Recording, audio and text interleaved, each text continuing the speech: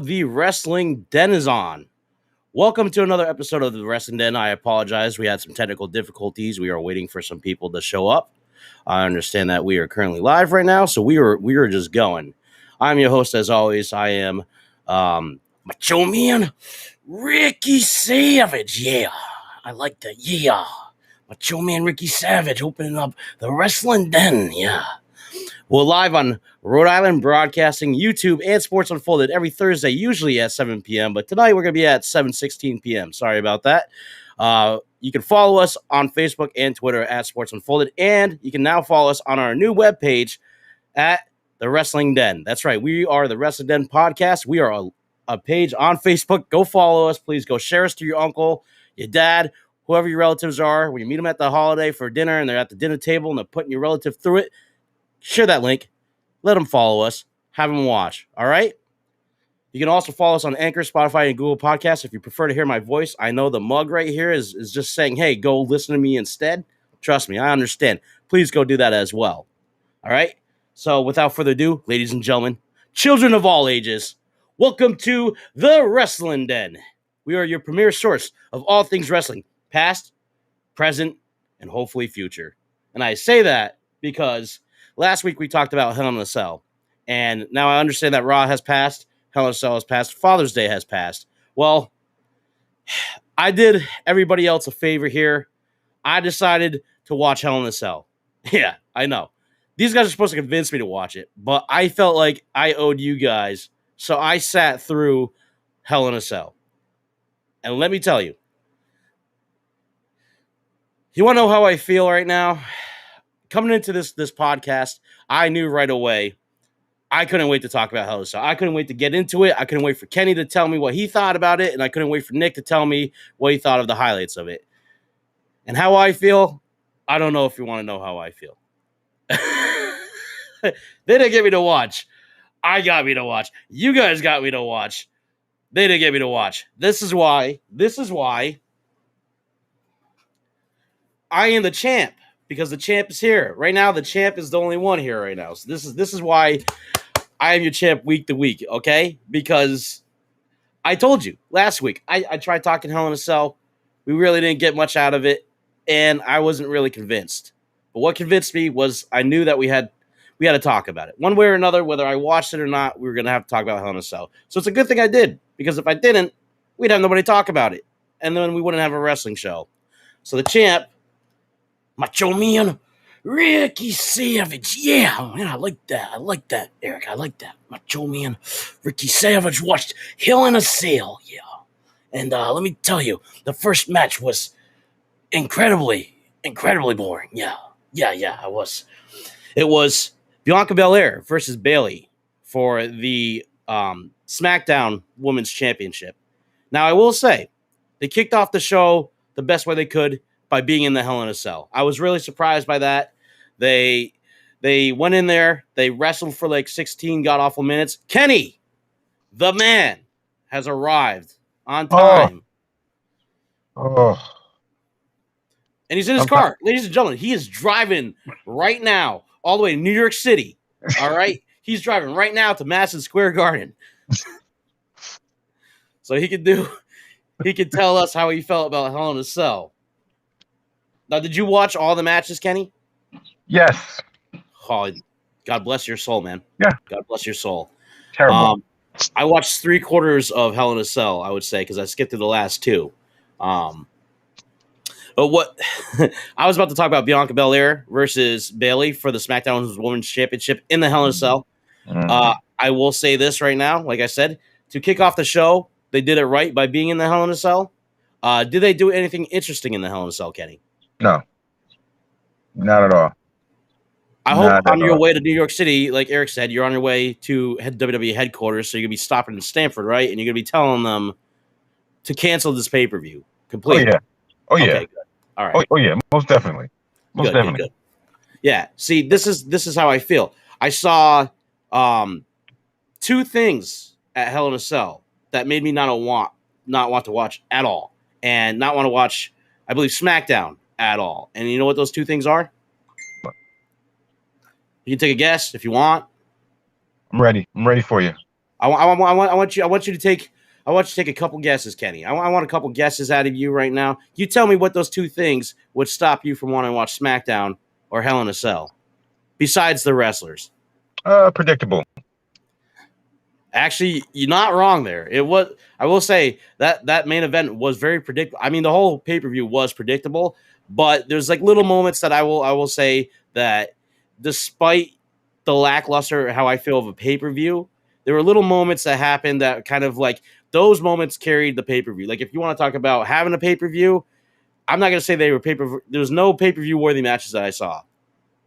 Okay, there's no pay per view worthy matches that I saw, but for the ones that held up was Alexa Bliss versus Shayna Baszler, and the other one was Sami Zayn versus Kevin Owens. Now I'm going to put a pin in those because just because I'm saying that they held up the show does not mean I don't have any bullets fired for them either.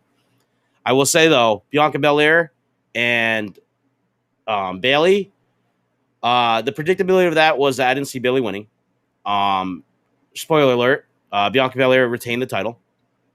Of course she did. She's been on a push, and I have nothing against Bianca Belair. It's not that I don't see. I just don't know what to grasp of her character in terms of she whips people with hair, and that's one of the biggest high spots of that match. Was Bayley was holding a chair. Okay, Bayley was holding a chair, and Bianca Belair used her hair to hit the chair, and it scared Bayley, who has a steel chair in her hand, and she's rebuttaling, she's smacking, and she's whipping the hair against the chair, and it's making Bayley fall back, and then it distracted Bayley enough for her to take advantage of it and drop kick her with the chair. Like, how stupid is that? Like, how are you trying to fool me with a spot like that when I've seen it all? You know? Yeah, I don't know what the writers are doing. I don't know what Vince is doing. I don't know what Triple H is doing, but they got to put a better product out right now because AEW is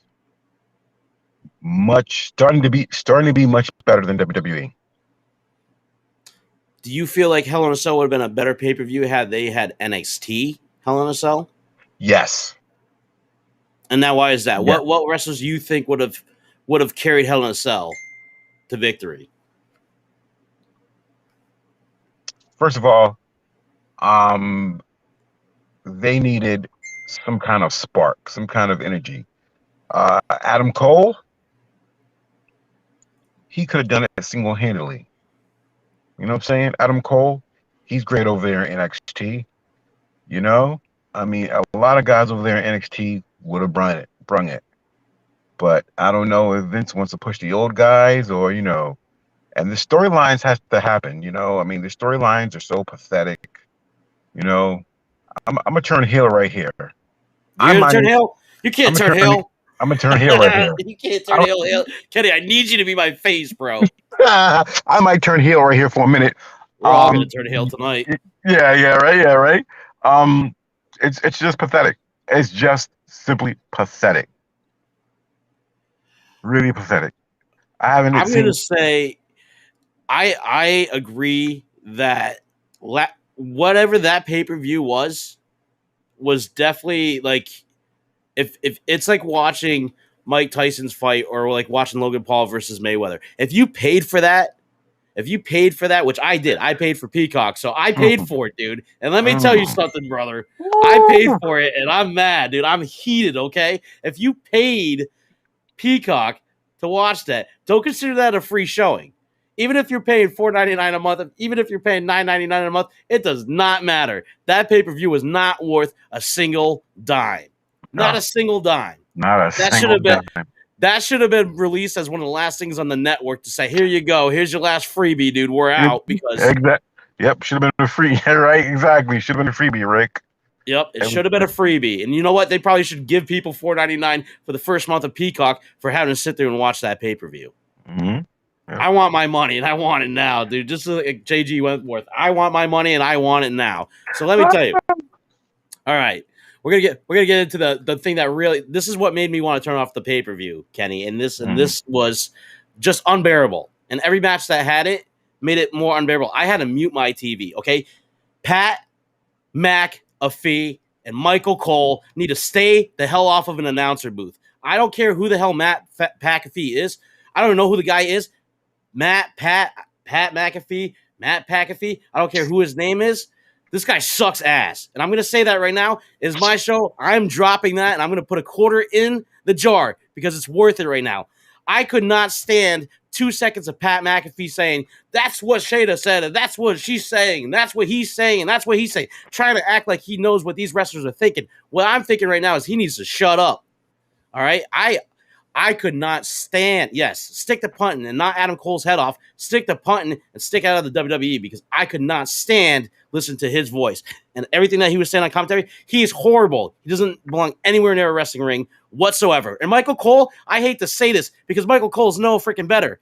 Michael Cole is pretty much Pat McAfee's dad in terms of the announcing table, okay? He is, at best, a guy who's there to kind of just throw in his 2 cents every little once in a while when the guys like Jerry King Lawler, Jerry the King Lawler, and Jim Ross are on commentary. He's your guy to be like, and then he shuts up.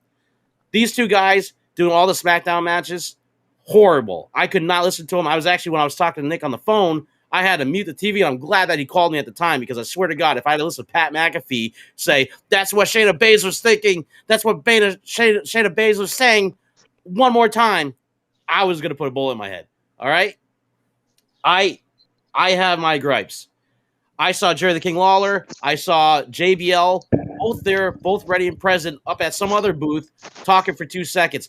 I'd rather those two guys come down with all the controversy that they have, come on the table and kick those two guys off for the SmackDown matches. It was terrible. Nick, how are you doing? I'm doing good. You sound like you're doing. I'm a lot better now.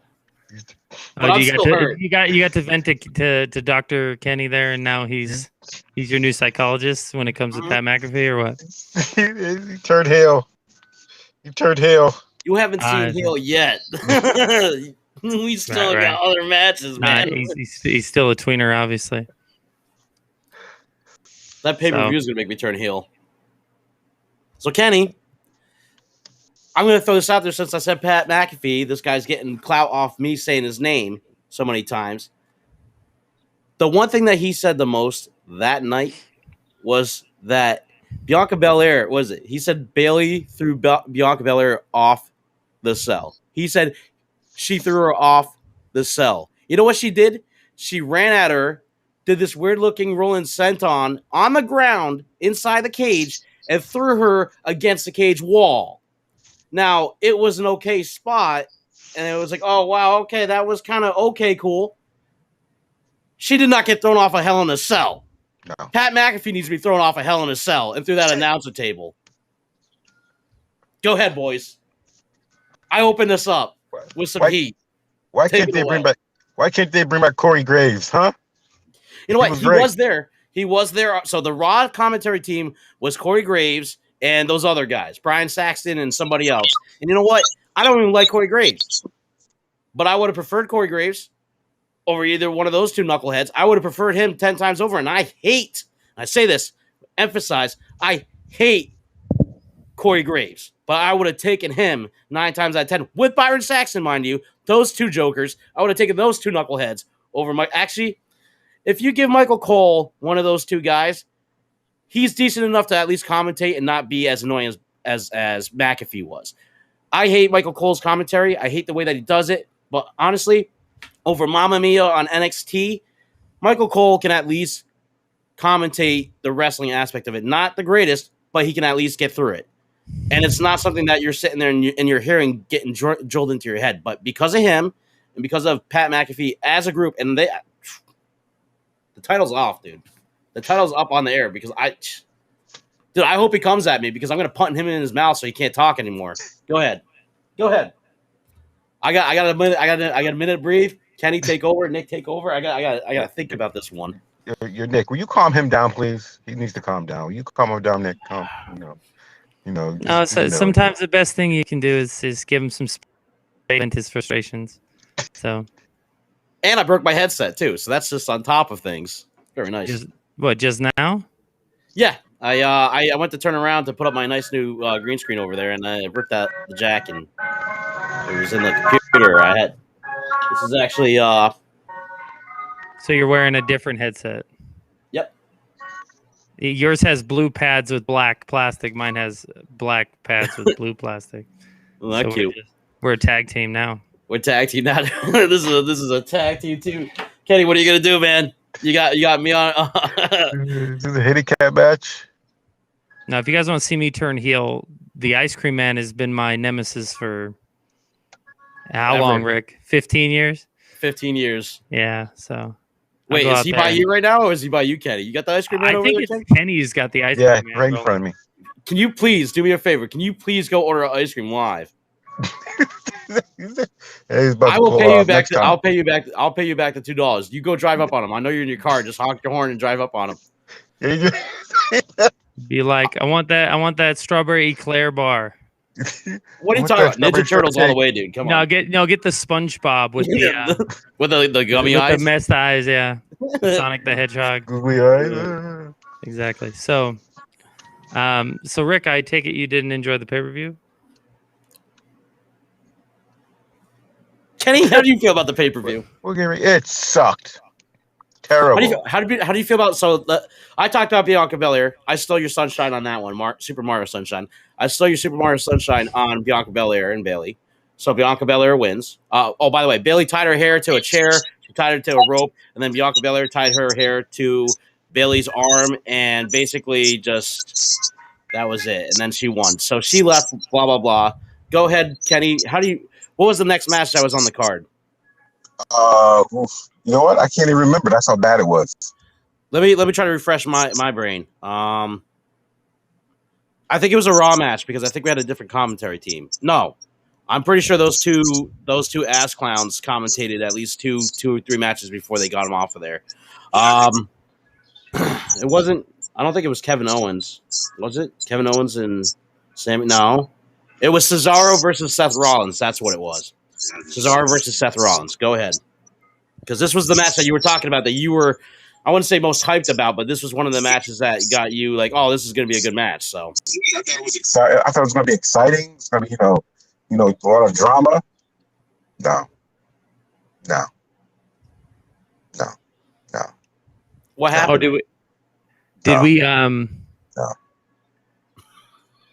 I thought it was going to be Kevin Owens and Seth Rollins, not Cesaro. Did we ever? So hey, listen. I read the dirt sheet, and that's what they said as a lineup, and they were wrong. So they were definitely wrong. I will say that it was Cesaro.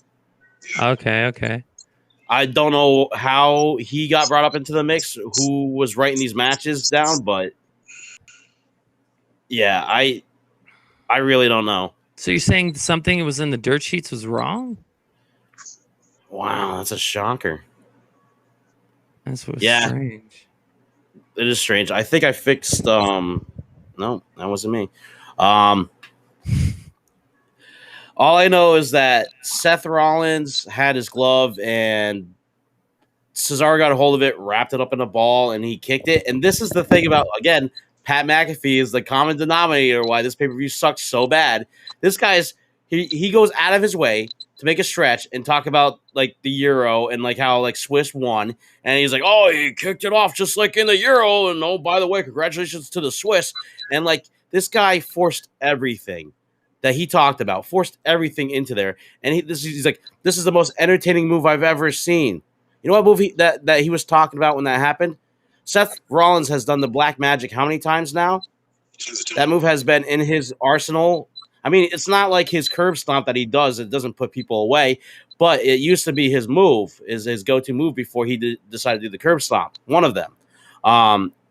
He does it, okay, this is a classic Seth Rollins maneuver here. Waiting for Michael Cole to say, oh, vintage Seth Rollins. He didn't even say that. Michael Cole didn't even say that. But we got Pat McAfee over here saying, that's the most beautiful thing I've ever seen, because Pat McAfee has never seen anything in his life involving a wrestling ring. So, Nick, if you're talking, we can't hear you. No, still can't hear you, Rockstar. Oh. All right. And there we go. Okay. All right. He will be back. That's how Pat McAfee made me feel. I want to leave too. Unfortunately, I'm the host. I can't.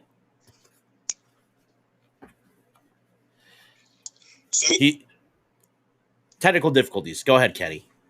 In the meantime, Nutshell, I can't wait for the Royal Rumble.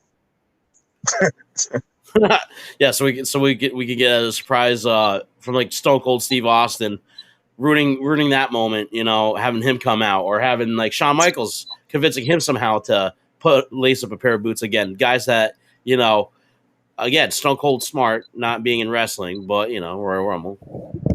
Some kind of excitement, you know. Maybe it'll bring back Hogan. Rick, Yes. I figured out what I was going to tell you. So I realized that even though we were supposed to convince you to watch the pay-per-view, you said we didn't convince you to watch it. And then you watched it anyway, even though you didn't like it. That's a W for me and Kenny then, right? Since you technically watched it. It's a W for our audience because the audience is the reason why I watched it. Oh, that's good. I'm glad. Yeah, you didn't give me one single reason to watch it. So what he's saying is like, yeah, you were supposed to convince me to watch it, and I watched it, but it wasn't because of you. Now that makes sense. Totally. Yeah, it was for the people. Okay, it was for the macho maniacs out there, the wrestling denizen. It was for them. I didn't do it for you. I didn't do it for Kenny. I did it for the people. Actually, I did do it for Kenny because I wanted to talk to Kenny about it too. I knew he was so excited about that. No, but then Kenny came on too, and he was like, "It was horrible, horrible, horrible," and so I'm like, or terrible, or whatever word he used, actionable phrase he used. I mean, I can't force Kenny to like something that was like basically a pile, you know. Okay, but you're telling us it's our job to force you to like something that's a pile. No, it's your job to convince me to watch that horrible crap. That's your job. Your job is to convince me to watch crap like that. I became like in the WWE's PR department as far when you sign up onto this show. That's when you became part of the PR department. Wait, you're on this show too? That doesn't make any sense. I'm the damn host, man. Like you guys are my co-hosts. Diplomatic immunity. Hell yeah. This is a democracy here. This is total capitalism. I'm taking over, dude. You guys are paying me now. Yeah, that's good. 12 cents. All right. Yeah, you got to pay me enough to get to $4.99 a month for Peacock. So, Seth Rollins, he beats Cesaro. I don't even know why they did this. So they kept saying, Pat McAfee kept saying, Cesaro, like, oh, you know, get in the way. Seth Rollins, great. Like, he's like, not today. You're not getting in the way of me. You know, like this whole thing he was playing up was that Cesaro was like trying to be a main event player, and like, you know, Rollins like, it's not on my watch, and like that's like literally how boring his commentary was and how just dry it was. That's exactly how it came off. And he's trying to hype this up like Seth Rollins is trying to prevent Cesaro, who doesn't need Seth Rollins to prevent him from being in the main event picture. The WWE's already been doing it to him for years, so he doesn't need Cesaro to bury him. He's already been buried for like at least 5 years. The only most relevant thing he's done is be with Sheamus, and that wasn't even a relevant thing. It was two guys giving the bar and doing the hey fusion dance, and then that was it. So he doesn't need Seth Rollins to bury him. He's already been buried. So congratulations, you buried yourself. You played yourself. You buried yourself. That's what happens. Yeah, and you know, honestly, with as many tools and as talented as Cesaro is, it's amazing how they've never known how to use him, and he can't be utilized in any form or fashion that will really put him over the top. And yet, they don't realize like putting a Dolph Ziggler or putting a Cesaro in a main event match for them to lose to an established star, that's not getting someone over. That's just using them in a spot for them to lose. Like, you want to know what tool he would be able to use the most and utilize? Watching the Wrestling Den every Thursday at 7 p.m. live on Rhode Island Sports Broadcast. Sorry, Rhode Island Broadcasting. Sports, right? No, and maybe if he listened to what we had to say and our opinions and our tutelage, then he'd be getting over right about. He would understand that this is where you want to be. I think he needs some coaching from us. I think he needs to come watch this show, and I think he just needs to just like everybody else who's tuning in right now, needs to come watch the show. You don't even need to watch the pay-per-view now because we're going to tell you why you shouldn't.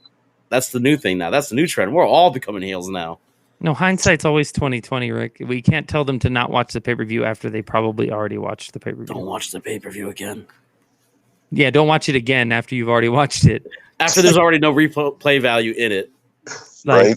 But go ahead. You were saying. I just want to make sure that I'm everybody's just saying. tuning in. I'm just saying you can't unring a bell.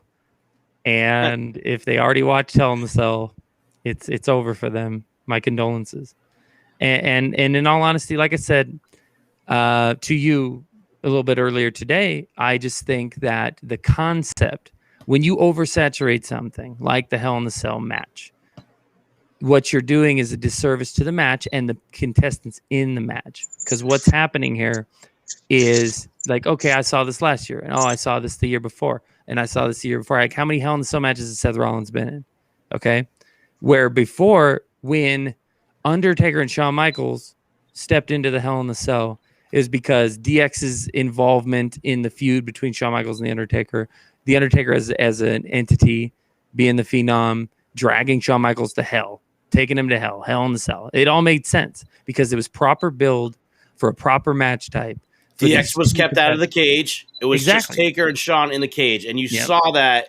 No, and in Shawn's face, you saw it, like you mentioned, saw it in his face. Taker slams the door shut, and you're like, man, this little scrawny dude's about to get massacred. And that's why it works. However, now it's just a gimmick match for gimmick match's sake at a gimmick pay-per-view. And all of a sudden, we wrote the pay-per-view around the contestants. So you just shoehorned these competitors into the match. And so like you and I had mentioned to each other earlier, maybe what needs to happen, take a step back and retire the match type, retire the pay-per-view gimmick for a while, let it be forgotten. How can we miss you if you won't go away?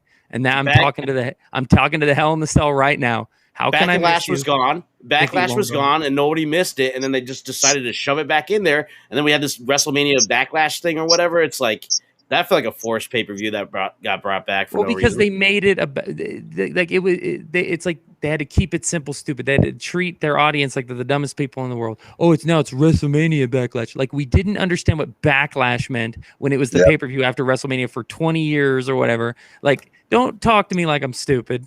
Like, I get it. It's the WrestleMania Backlash. Duh. Okay? I'm just, it's insulting. And then to have these match types where you're trying to fit a circle peg into a square hole, when you're trying to throw these guys into the Hell in the Cell, when there isn't proper build and there isn't proper, there's no storyline reason to lock these guys into a cage with a roof on it. Okay. And then you do it, and we're all supposed to go, oh, well, I used to love Hell in the Cell back in the 90s. So, like, you just think it's like nostalgia to see a red cage that you can't see. Nostalgia for nostalgia's sake, gimmick match for gimmick match's sake, and none of it makes any sense. And as far in the chat here, someone said they knew new writers. Honestly, like we were talking about last week, I hate to harp on a point over and over again, but maybe I'll just beat my head against the wall until the wall gives, right? Dead horse. If they brought in these new agents who had history in a wrestling ring, had history in storytelling in the ring, you would have storylines and match types and finishes and high spots in matches and promos that made sense. You'd have things that made sense to a wrestling fan and made sense on a storytelling level. But because they bring in TV writers and they want to do this TV production, and these comedy writers because they want to do skits with Santino Marella or whatever, you lose what made wrestling work for so long. You're getting away from the core point for these things that have worked for almost 100 years. And you're trying to make it always works. So why change something that works? Because I think Vince McMahon, as a person, he doesn't like to be known as a wrestling promoter. He doesn't like it to be known as professional wrestling. He wants it to be sports entertainment. He wants his company to be on like Disney. He wants it to be like that type of entity. He wants it to be irony of that statement, though, like Disney, because WCW appeared on Disney Studios when it wanted to go but bigger. It was still professional wrestling. They still called it professional because wrestling. they had the Southern guys that get rid of them. Yeah, replace them with commentators. It was professional like wrestling. Mike Tenay and Tony Schiavone. No, and the truth is, and that's why Michael Cole, he's out there, and you were talking about him earlier. He's Jim Ross is a professional wrestling announcer. And Jerry the King Lawler is a professional wrestling color commentator. Michael Cole has been a sports entertainment commentator for 20 years. Okay. And that's what drives you crazy about it. It's because his style, it's not good old JR, and it's not the King. It's not that. It's these things that come before. And like I said, I was talking about this last week, drawing these comparisons that aren't fair. You're drawing a comparison to a low point in wrestling and a low point in everything involving wrestling to one of the hottest points in wrestling history. But even mine's like Samoa Joe, like even like I said, for even like if you got like Mike Tenay or Don West, who was just some guy doing sports memorabilia, what is it, on QVC or whatever before he went to TNA, like even they were entertaining to me. And like as far as like Ring of Honors, announcers, those guys that back in 2006, 2007, like they were just like, you were watching like a barn burner, but it was great because like they were delivering everything that you wanted to see. And then, you got guys like Taz and AEW, and then he was in Lucha Underground. Actually, Lucha Underground, of all people, Vampiro, okay, and Conan, like they were entertaining. And I know they're wrestling minds and they came from the wrestling business. So as commentators, it made sense for them. But if you're going to be a sports entertainment announcer, even sticking into the company, sticking into the bubble of the WWE, talk about sports entertainment announcers, even Corey Graves and Brian Saxton are way better choices. Way better. Any match that was commentated by them that night, like I went and I watched, like those matches, I left unmuted because I can at least stand the unbearable. Like it's cheesy. Their commentary is cheesy. It's not anything great, but you know what? Like little references, like making the Winchester's reference in the Alexa Bliss match with Shayna Baszler. They were talking about Supernatural. Like he made a Supernatural reference with the Winchester brothers. And I was like, okay, a little corny, but at the same time, there's an audience for it, and they're probably watching this too. So it's like, this guy at least tried, and it was something that was like, okay, that guy, he's edgy, cool, Corey Graves. But I got none of that out of Pat McAfee. I think Pat McAfee needs, like I said, needs to be thrown off the helm. Why don't we just have an entire show? Pat McAfee. We can have 1 week where you get to talk about Pat McAfee until the cows come home or whatever. I like that. In the chat here, though, they are asking Kenny how the pay-per-view could have been better. And out of the three of us, by the way, who would be a better writer? It would be Kenny. Of course. You know what? Last week I was watching an interview with Mark Henry, and he was telling how before he left WWE, he went to Vince and he says, I like to be a writer. I like to be this. I like to be that. All these things. Vince says, yeah, okay, well, I'll think about it. Then he says no. So therefore, he let Big Show go. He let Mark Henry go, which those are the guys he really needs because they've been there before. So now it's not entertaining. We call it sports entertaining. It's not entertaining no more. It's not. It is pathetic. Pathetic how you let these guys go that know the system, that know what's need to be done, that know what the crowd likes. So who do you have back there? Right. No, a bunch of TV writers that don't know. Yeah, exactly. Right. Nick. You had Freddie Prinze Jr., but you got rid of him, and he was actually doing pretty good as a writer. Freddie Prinze Jr. Okay, so here's the other aspect of what Kenny was just saying too, is that I think Vince can kind of see the writing on the wall when it comes to that stuff too, because if he's not going to use Mark Henry and he's not going to use Big Show, other than to trot them out on an anniversary show and have Randy Orton embarrass them for no reason, then why not let Mark Henry, a guy who's been loyal to you, a guy like Big Show's been loyal to you, go get paid the billionaire's son's money in his wrestling promotion to go do commentary? It's not like they have to wrestle 300 times a year. So, like, honestly, and I know that's a way to sugarcoat it. Oh, Vince did him a favor or whatever, try to make him look like the face here in this situation. But the truth is, maybe that's what it was. I'm not going to, he's like, I don't have anything for you. And when they're restructuring anyways, so why not just let him go get paid?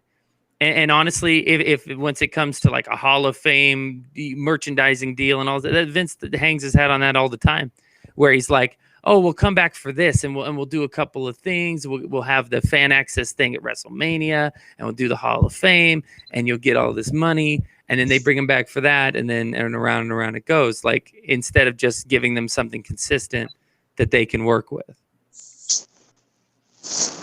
So it's a double-edged sword thing. So you're like, if Mark Henry wanted to be a writer, should Vince have given him a shot? Yeah. Should he stay? But again, I think the philosophy is flawed here. He wants to get away from professional wrestling, and he wants it to be truly an entertainment conglomerate. But the truth of the matter is, Vince, you need to look in the mirror and you need to read your own, wording here. If entertainment's supposed to be in the name, then the thing should be entertaining. And like Kenny said, if he's not entertained, and I'm not entertained, and Rick's not entertained, then all we're watching is we're just watching any old TV show. And to me, why would I want to do that? I want to watch professional wrestling, and it's become a dirty word. And I think Paul Heyman said it in a promo against Vince McMahon back in like the early 2000s after the invasion, that Vince turned professional wrestling into a dirty word. And that's the truth of the matter.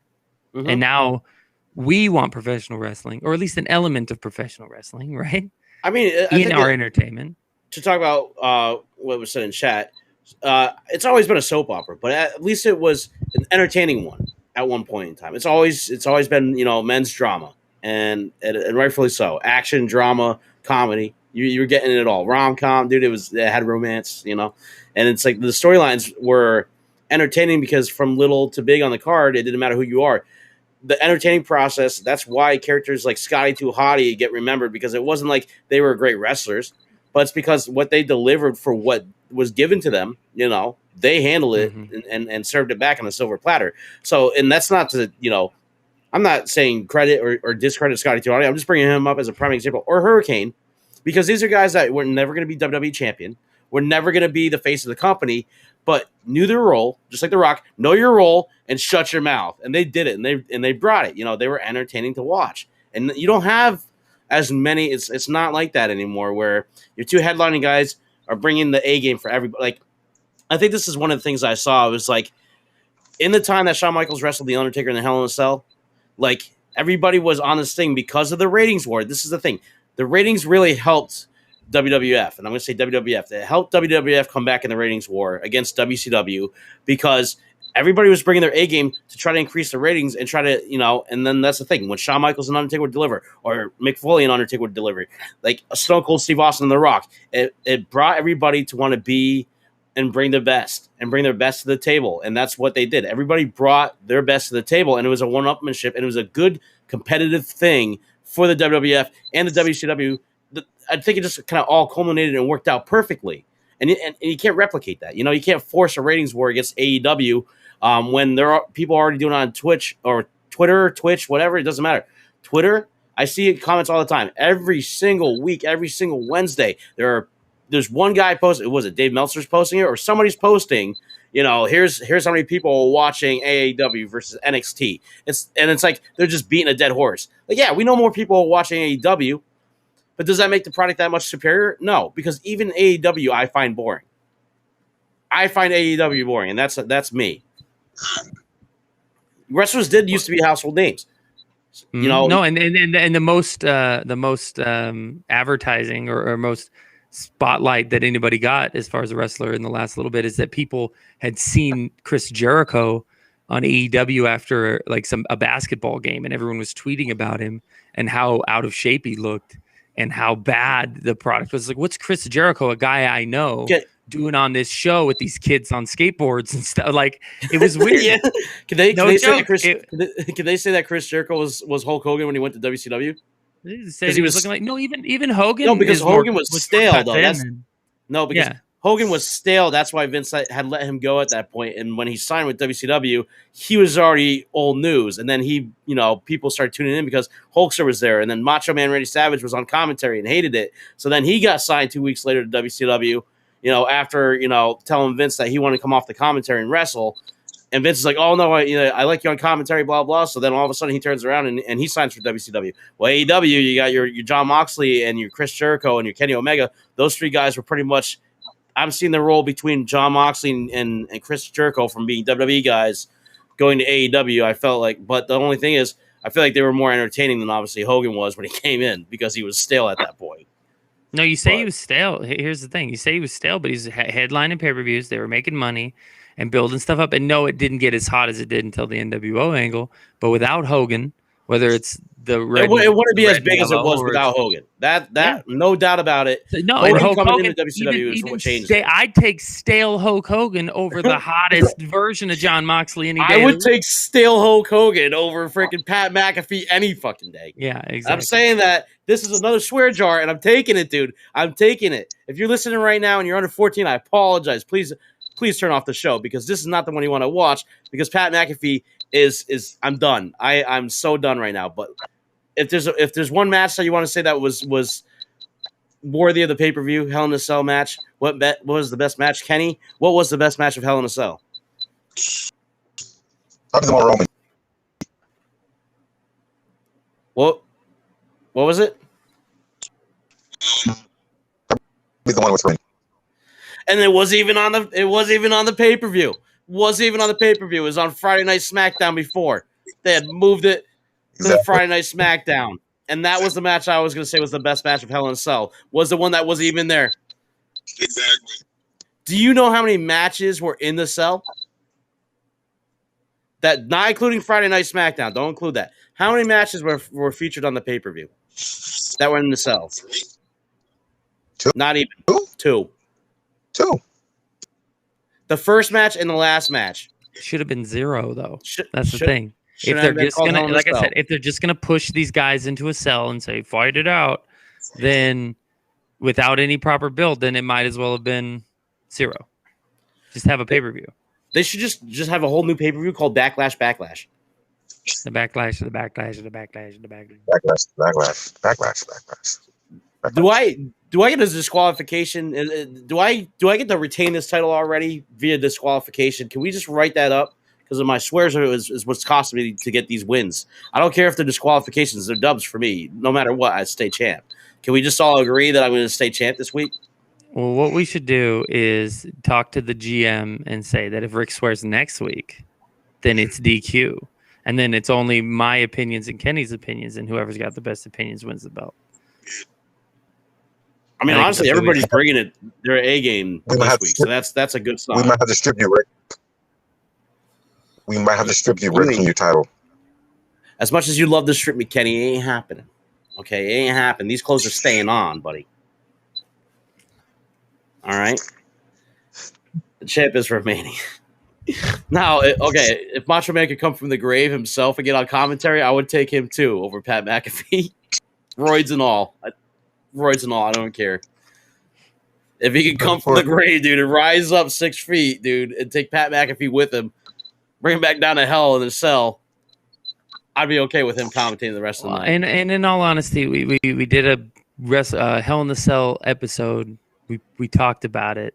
We previewed it, and then it delivered exactly how I believe we all thought it was going to deliver. And so here we are now. We spent almost 2 hours talking about something that, doesn't have a really sunny disposition.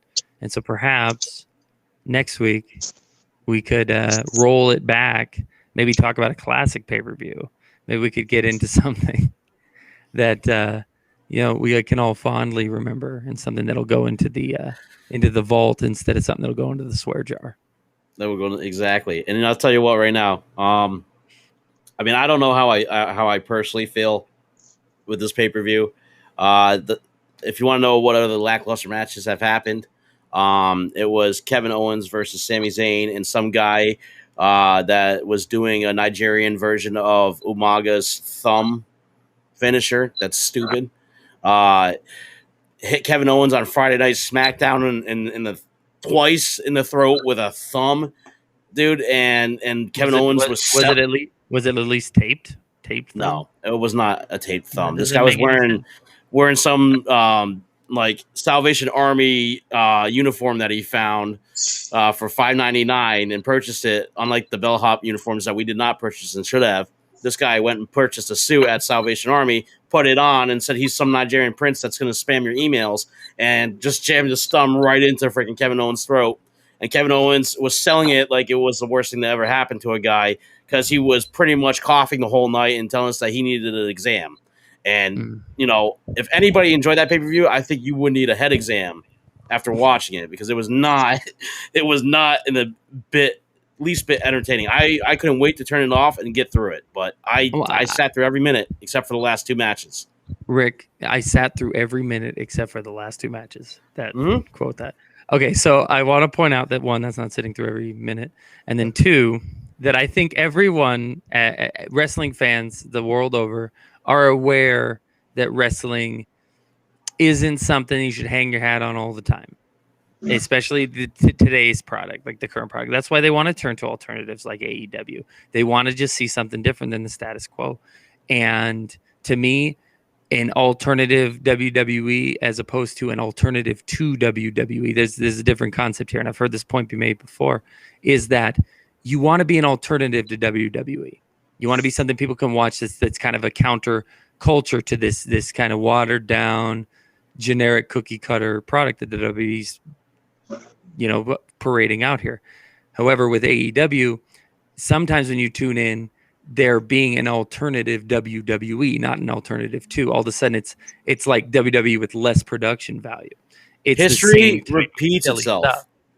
TNA, WCW, AEW. What was the common denominator? They all had WWE guys in them. And what happened to them all? Not saying because WWE guys are in there, but because the product had basically a lesser value with the same stars that you've seen, it gets stale real fast. So even AEW, I'm not saying any predictions here are going to happen, but I feel like they're going to run their course. And I feel like because they don't have anything unique to offer me besides Jungle Boy. Okay, so I like some of the cast that they have on there, but they're not utilizing their guys. And you know what? That's the mistake that TNA made back after 2010 when Dixie Carter came in, Hulk Hogan came in, Ric Flair came in, and it just got worse. That product that was really great from 2005 to 2010 started going downhill real fast. And you know what? Mm-hmm. It seems where AEW started is where it picked up where they left off. Well, as soon as I saw Bischoff and Hogan on TV, I was like, oh, that's no good. Because we all know what comes after that. We've seen that story before. So why are we gonna? Well, they tried to do it when the band came out. The band came out, and then they were like, "No, this is a different area, brother. We're not taking over this time. We're all old. They're like, put easy, Scotty. Put down the booze. We're not taking over." And then, they took over, and then right down the hole. Yeah, Hulkamania pay-per-view. They all came out with their leather jackets, and they were they're having a midlife crisis. Yeah, I'm coming through again, dude. No, this is a second midlife crisis, dude. No, and well, to relate it to AEW as well, you say to yourself, okay, well, here comes Mark Henry and the Big Show, and Jericho's over there, and John Moxley, and like you said, the quote unquote leftovers from the WWE, and they go like, oh, well, when these guys get given a real shot and they're out of the WWE system, they're really going to shine. I'm going to show you, like, what was it, Ty Dillinger? What is that guy's name? Perfect 10 guy. The Perfect 10? Oh my, Sean Spears. Yeah, but it was Ty Dillinger, right? It was Ty Dillinger, yes. Yeah, okay. So he comes over and he makes like a bit of a splash. They put him in a program with Cody, and then after that, now he's just kind of faded into the background. That happened in TNA a lot as well. Someone would come in for every Christian Cage who would come over and just hone his craft and be the man like Christian Cage was in TNA. There was a bunch of old WWE guys who just faded into the background. Tyson Tomko. Into the background. Because not everyone's meant to be a top guy. Not everyone's meant to be that. And so sometimes it's not the WWE's fault you can't get over. Sometimes you just can't cut the old mustard. Okay. And no matter where you are, you take yourself with you. So they can put Ty Dillon on Spears. They can give him a new name, new gimmick, new hairstyle, new feud on a new network. And guess what? No, exactly. Jake Hager or whatever. It's like these people are underperformers. And for every time that WWE gets it wrong, yeah, you can say they got it wrong on that. They got it wrong. Sometimes they probably just get it right. And sometimes they send dudes packing because they have attitude problems. They underperform in the ring. So again, though, these people need guidance.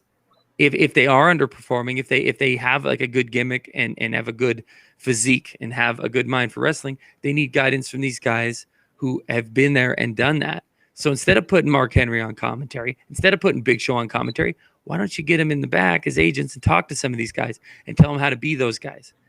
Teach them how to do that thing, how to draw money, how to draw fans. how to improve wrestling as a whole, and Thank that way we as viewers can prosper as well. We get to watch the product of that hard work instead of just sometimes I just feel like they cut corners and they do these things like this feud they were doing with Cody against, what was it, like the entire nation of England or whatever the heck the concept of that was, and they draped the flag over him and he's all super mad about it, super disrespected. And I'm like, it just, they're rehashing something that happened back in the 80s, and it just doesn't make any sense now. Well, I know they there's no didn't do a Hell in a context for today. Cell, but they did bring an octagon into a match to try to, sway the MMA, fans, the more diehards that want to see real action, and do this really bad jump off the cage into a scripted punch that just looked horrible. And I think Jake Hager was in that match because Mr. I'm MMA, and I'm the next Batista and I'm the next Jose Canseco in an MMA match. It was terrible. It was the most horrible scripted Superman punch I've ever seen, because they're like legit. You know how it's surprising in UFC and Pride when you see somebody jump off the cage and hit somebody right in the face and they get knocked out. These guys are like, we're gonna do that, but fake, because you're just gonna sell that I'm gonna hit you. Like he bounced off the cage like it was a set of ropes. The guy who got knocked in the head bounced off the cage like it was a set of ropes. Off the cage comes off, so that way he could get punched in the face. I think it was Jake Hager that bounced off the cage like it was ropes, and it was like everybody saw how fake it looked. It was nuts, and I give them props for trying to innovate and be a little late to the game that NJPW has already accomplished with doing Pride in NJPW, actual MMA matches mixed into wrestling matches on the card. But I think they should just leave it to the professionals at this point, people that know how to do it and utilize it right, rather than fake an MMA fight to try to appease. Well, think about it like this: a tenth of the audience. Rick, think about it like this: when you saw Ken Shamrock on WWE or WWF television back then, Tank Abbott, you were aware that Ken Shamrock had beaten other guys in legitimate fights. Okay, so that legitimizes the person. So Ken Shamrock's there, and you're like, ooh, this guy, the world's most dangerous man. You're like, this guy could beat up most of these other guys because he's supposed to be equally as dangerous, or if not more so, because he knows how to fight.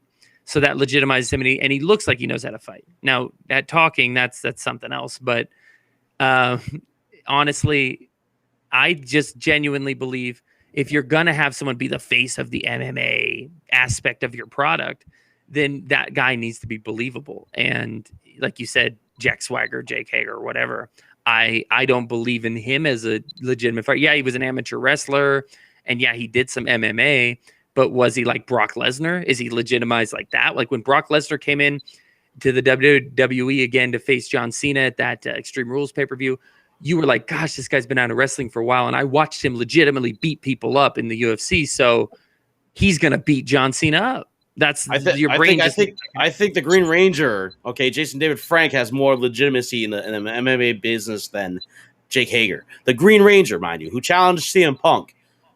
The Green Ranger, I think he has more legitimacy. If you want to talk about getting somebody in there, the AEW ring, get the Green Ranger in there, because I would watch that tenfold. That's what I want to see. And talk about next week. That's what I want to see next week. I want to see it tomorrow. Well, here's what I'm saying about the next week's as well. I just think, Rick, genuinely, we should get into something with, like I said, a sunnier disposition here. We should like a classic pay-per-view. We could pick something and we could get off and running on that, because then I think we can kind of remind ourselves why we love wrestling and reload, recenter, balance ourselves out, find that zen.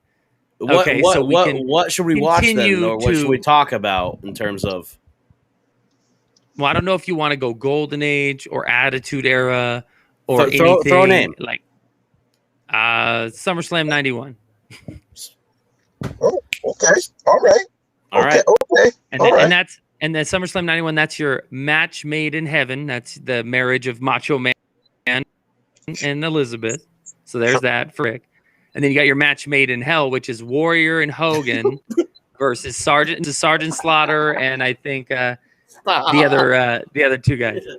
But I can't believe you chose it. I can't believe you chose this. Okay. No, I'm just saying it can't always. We if we pick the best of the cream of the crop all the time, it rises to the top. All that. like then it's gonna be a bad thing. Because also on that pay-per-view, you do have Bret Hart versus Mr. Perfect for the IC title, all-time classic. You got Ricky the Dragon Steamboat, British Bulldog, and Kerry Von Erich versus it's like Paul Roma, Hercules Hernandez, and the Warlord, I believe, something to that effect. 6-man tag. It's got anything and everything in between.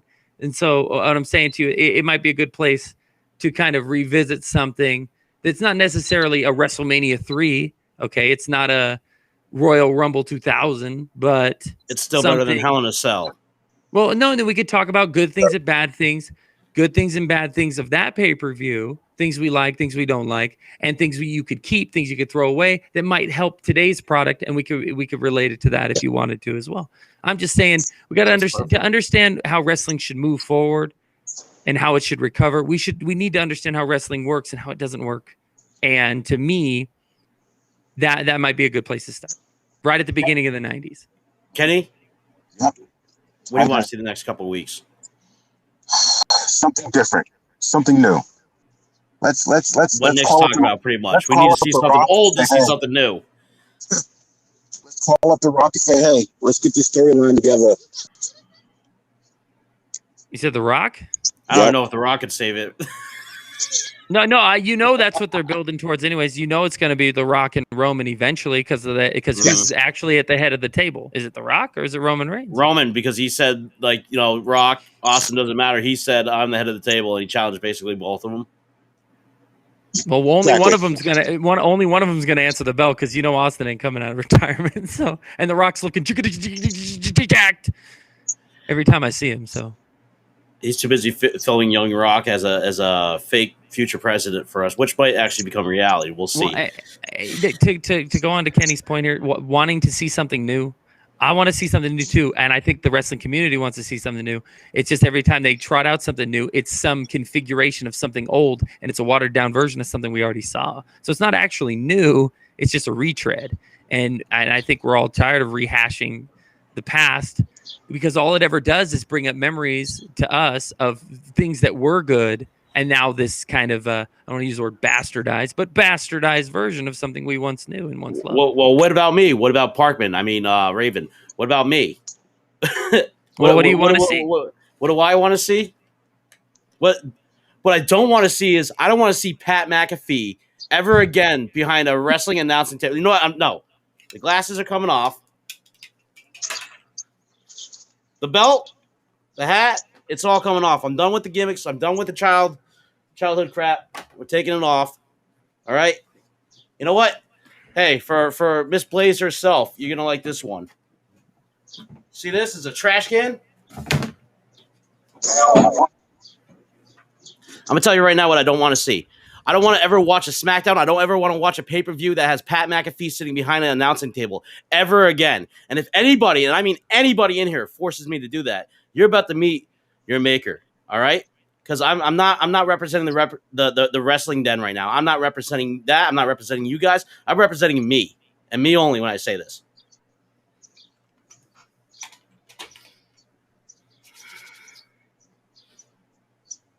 You want to know who I'm representing right now? Who I'm representing right now?